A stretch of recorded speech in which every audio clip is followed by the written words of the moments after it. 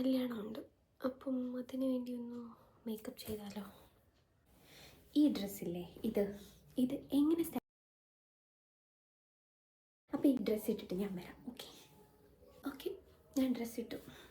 മുടിയൊക്കെ നല്ല വെറ്റാണ്, അതൊക്കെ ഒന്ന് ഡ്രൈ ആക്കണം. പിന്നെ മേക്കപ്പ് ചെയ്യണം. മേക്കപ്പിൻ്റെ ഞാനൊരു കുറച്ച് ബിറ്റ്സ് അവിടെ ഇവിടെയൊക്കെ ആയിട്ട് കാണിക്കാം. ഫുൾ മേക്കപ്പ് ഒന്നും കാണിക്കുന്നില്ല, കാരണം അതൊക്കെ നല്ല ബോറായിരിക്കും.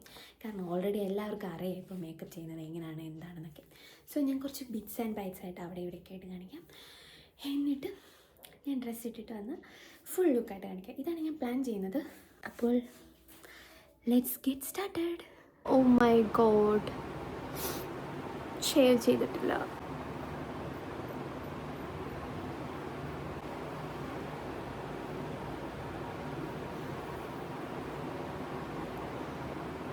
This is the reality of my skin.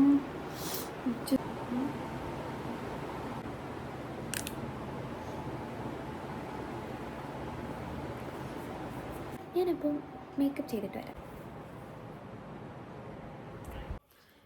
എനിക്ക് കുറേ അധികം ഡാർക്ക് സ്പോട്ട്സ് ഉണ്ട്, ഇവിടെ എല്ലാം ഉണ്ട്. So I need this colour corrector. ഇതൊരു മാൻഡേറ്ററി സ്റ്റെപ്പൊന്നും അല്ല, റെഗുലർ മേക്കപ്പിലൊന്നും യൂസ് ചെയ്യാറില്ല. ബട്ട് ഇങ്ങനെയുള്ള സ്പെഷ്യൽ ഒക്കേഷൻസിലൊക്കെ യൂസ് ചെയ്യാം. Because too much dark circles and dark spots. See this is how I apply. See ഇവിടെ ഞാൻ ഓൾറെഡി അപ്ലൈ ചെയ്തു. These dots I need to blend. ഞാൻ കൈവച്ചിട്ടാണ് ബ്ലെൻഡ് ചെയ്യുന്നത്. സ്പഞ്ച് യൂസ് ചെയ്തും ചെയ്യാം, പക്ഷേ കുറച്ചുകൂടി പെർഫെക്ഷൻ എനിക്കിങ്ങനെ ഫീൽ ചെയ്യുന്നത്. ഞാനൊന്ന് കളർ അഡ്ജസ്റ്റ് ചെയ്ത് നോക്കിയതാ വാം ലൈറ്റിൽ എങ്ങനെ ഉണ്ടാവുമെന്ന് അറിയാൻ വേണ്ടി. But it's horrible. ഞാൻ മാക്കിൻ്റെ സ്റ്റുഡിയോ റേഡിയൻസ് ഫൗണ്ടേഷനാണ് യൂസ് ചെയ്യുന്നത്. This is A liquid foundation. ഇത് അത്യാവശ്യം നല്ല കവറേജ് തരുന്ന ഫൗണ്ടേഷനാണ്. ഇത് ഞാനൊരു ഡെയിലി ബേസിസിൽ യൂസ് ചെയ്യുന്ന ഫൗണ്ടേഷനല്ല, അതിന് ഞാൻ യൂസ് ചെയ്യുന്നത് ഒരു സെപ്പറേറ്റ് ഫൗണ്ടേഷനാണ്. ഇത് ഇങ്ങനെ ഒക്കേഷൻസിലൊക്കെ മാത്രമേ യൂസ് ചെയ്യാറുള്ളൂ, കാരണം ഇത് നല്ലതായിട്ട് ലാസ്റ്റ് ചെയ്യും. അതുപോലെ തന്നെ ഹാഷ് ലൈറ്റ്സിൻ്റെ കണ്ടറിൽ പോകുമ്പോൾ കുറച്ചും കൂടെ നല്ലതായിരിക്കും. വെഡ്ഡിങ്ങൊക്കെ അല്ലേ, അപ്പം ഇത് യൂസ് ചെയ്യാം. ആൻഡ് ഞാനിത് കംപ്ലീറ്റ് ഫേസിലൊന്നും അപ്ലൈ ചെയ്യില്ല. ഇപ്പം ഞാൻ ഈ കളർ കറക്റ്റ് ചെയ്ത ഏരിയാസ് ഇല്ലേ, അവിടെ ഞാൻ ഈ ഫൗണ്ടേഷൻ യൂസ് ചെയ്ത് കവർ ചെയ്യും. അതിനുശേഷം എനിക്ക് തോന്നുവാണെങ്കിൽ ഞാൻ യൂസ് ചെയ്യുന്ന കെ ബ്യൂട്ടിയുടെ ഒരു ഫൗണ്ടേഷൻ ഉണ്ട്, അത് ചിലപ്പോൾ അപ്ലൈ ചെയ്യും. ഇല്ലാന്നുണ്ടെങ്കിൽ ഞാൻ ജസ്റ്റ് കോമ്പാക്ട് പൗഡർ യൂസ് ചെയ്യും, അത്രേ ഉള്ളൂ.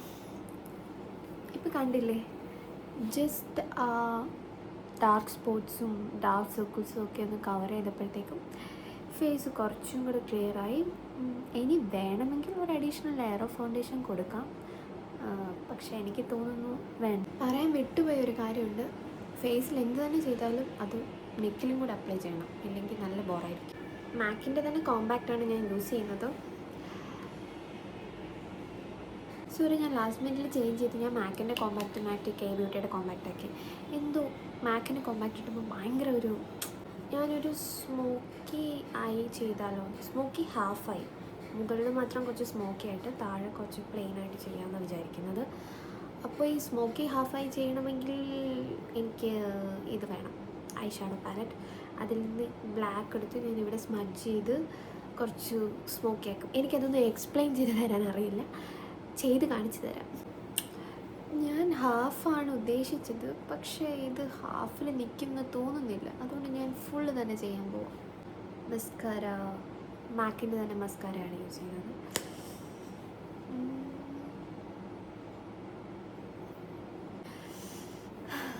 ഞാൻ നല്ല ഓവറാവുന്നുണ്ടോ എന്ന് എനിക്കൊരു സംശയം, അത് കാരണം ഞാൻ കുറച്ച് ലിമിറ്റ് ചെയ്യുവാണ്. Next is my most satisfying part of doing makeup. ഇതാണത്, ഐബ്രോ ഡിഫൈനിങ്. എനിക്ക് ഭയങ്കര സാറ്റിസ്ഫാക്ഷൻ ഐബ്രോ ഡിഫൈൻ ചെയ്യുമ്പോൾ, എന്താണെന്നറിയില്ല, എല്ലാവർക്കും അങ്ങനെയാണ്. ഇത് പാക്കിൻ്റെ ഐബ്രോ ഡിഫൈനറാണ്. ഇതിൽ ബ്രഷുണ്ട്, 4 ഷെയ്ഡ്സും വരുന്നുണ്ട്. ഞാനിതിൽ ഈ ഷെയ്ഡാണ് കൂടുതൽ യൂസ് ചെയ്യുന്നത്. ചിലപ്പോൾ ഈ ഷെയ്ഡ് യൂസ് ചെയ്യും, ചിലപ്പോൾ ഈ ഷെയ്ഡ് യൂസ് ചെയ്യും. ഇത് ഞാൻ വളരെ റയർലി യൂസ് ചെയ്യാറുള്ളൂ. എനിക്കറിയില്ല, ഞാൻ അത്ര പെർഫെക്ഷനിലൊന്നും ചെയ്യാറില്ല, പക്ഷേ എങ്കിലും ഞാൻ ചെയ്തിട്ട് കാണിച്ചു. ഒരു വിധം ഞാൻ ഡിഫൈൻ ചെയ്തിട്ടുണ്ട്, പക്ഷേ കുറച്ച് കൂടിപ്പോയോ? ഇല്ല. പിക്സിയുടെ ബ്ലഷ്, കെ ബ്യൂട്ടിയുടെ റാപ്പപ്പ് ഷെയ്ഡ്, വളരെ പോപ്പുലർ ആയിട്ടുള്ള റാപ്പപ്പ് ഷെയ്ഡ്.